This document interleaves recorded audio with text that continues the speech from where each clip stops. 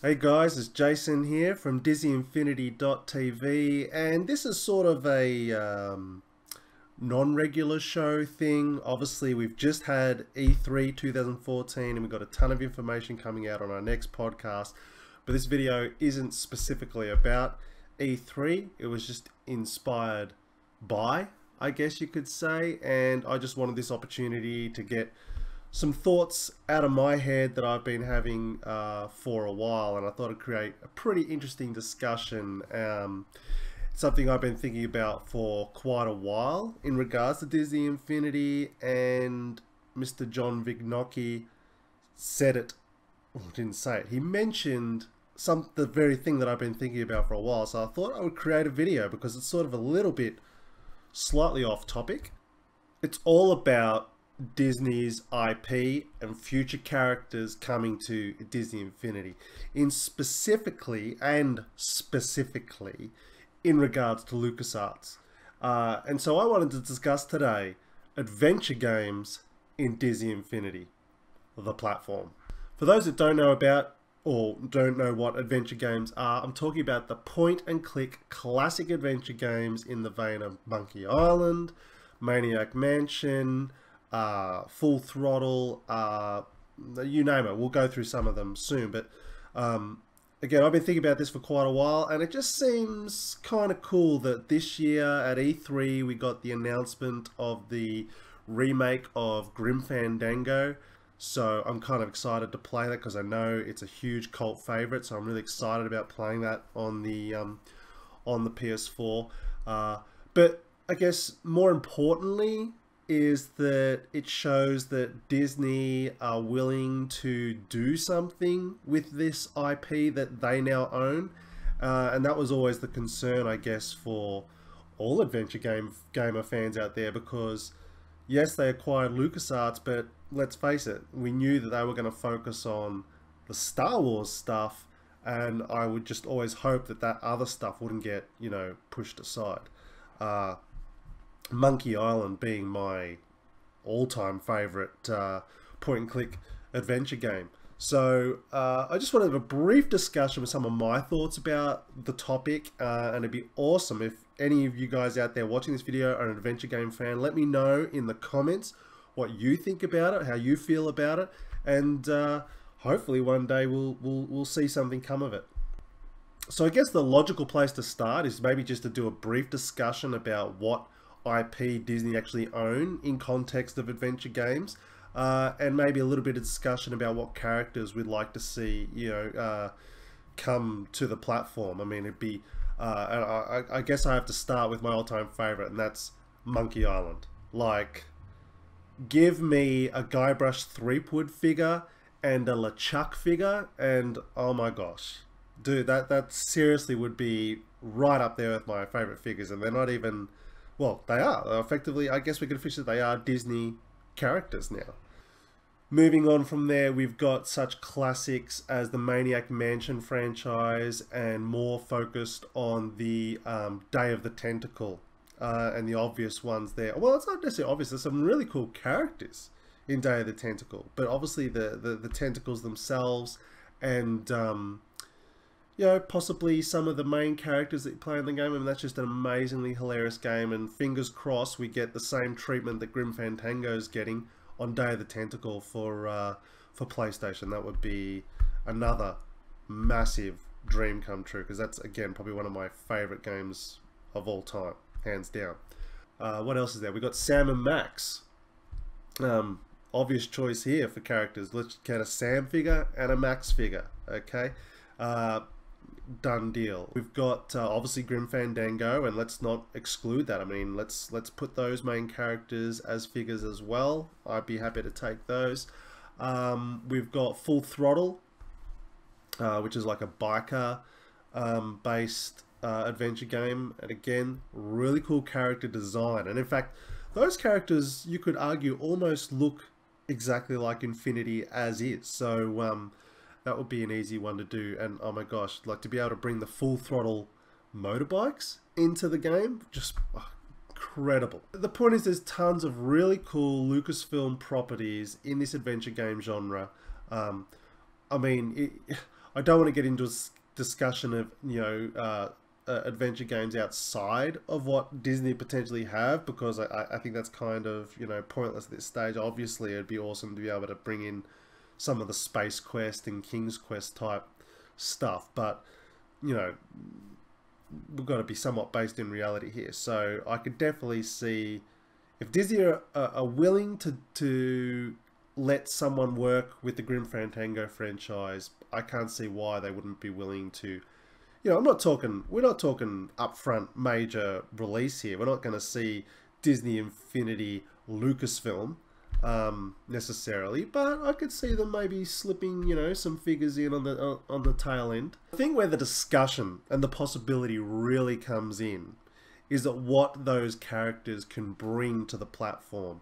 And if Disney can give us adventure game tools in our toy boxes, that would be incredible. To be able to have, I know, for instance, for Monkey Island, there's tons of fan fiction for Monkey Island, and mine boggles with what the fan community could do given Monkey Island characters and assets.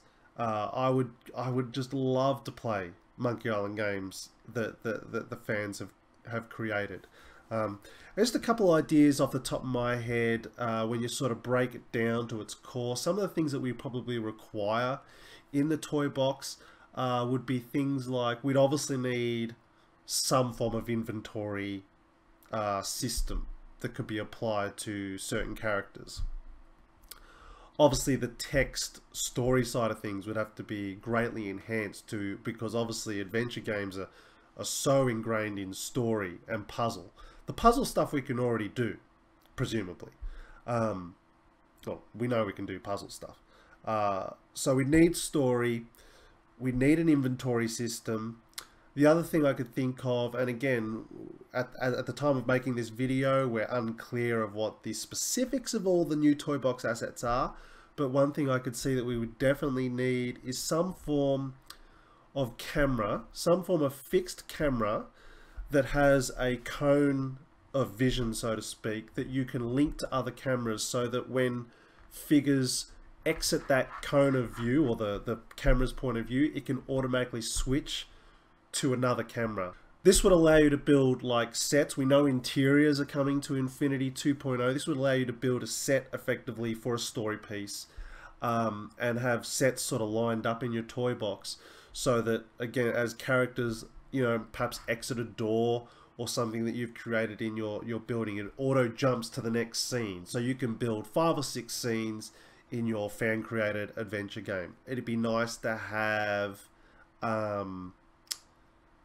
the ability to maybe apply a sort of a door key mechanic to possibly all sorts of items, so that you could pick up, I don't know, a beach ball or something, and you're not able to enter a door until you've got that beach ball, or even like, even at its mere minimum, a literal key, have a literal key collection system and doors that can only be opened by those keys. If you've got enough tools and enough assets, you should be able to recreate a pretty good, convincing adventure game.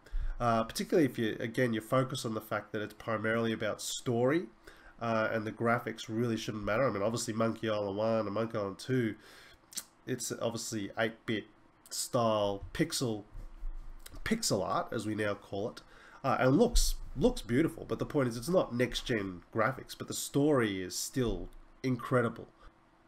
JV did mention this, so it's on the radar. This is something that's very possible, and I wanted to create this video because if there are any adventure game fans out there that perhaps aren't into Disney Infinity yet, perhaps it's time to get on board. Go check out our website at disneyinfinity.tv, get involved with the community, make your voice heard. I've never seen a game company, particularly one as big as Disney, listen to their fans as much as they are doing.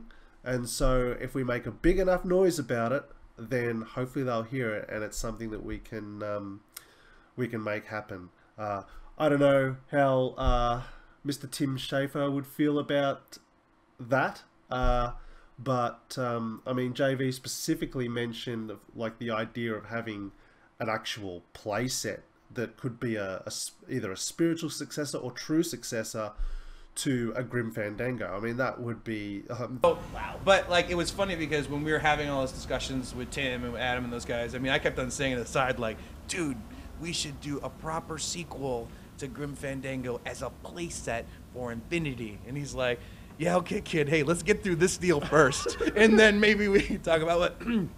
Because, you know, like when it comes to the IP thing, right? I mean, it's like, how cool would it be to have some of the old LucasArts titles? Like, if that's the only way that we can get a brand new Monkey Island game is to come in a playset form, I am all for it. Enough from me. I want to hear from you guys. I want you to write in your comments all your thoughts. What kind of assets and things do you think we would need to create really cool adventure games? What kind of characters would you like to see made into figures?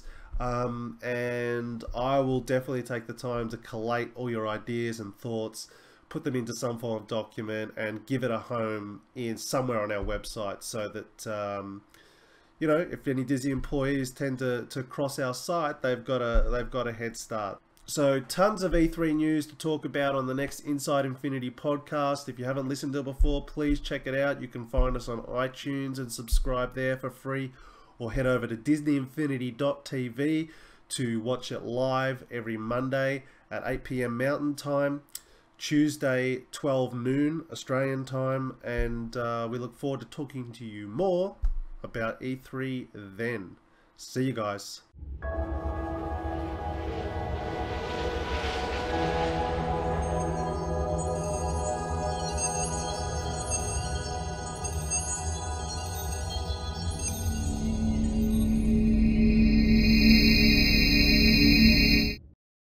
dude, we should do a proper sequel to Grim Fandango as a playset for Infinity.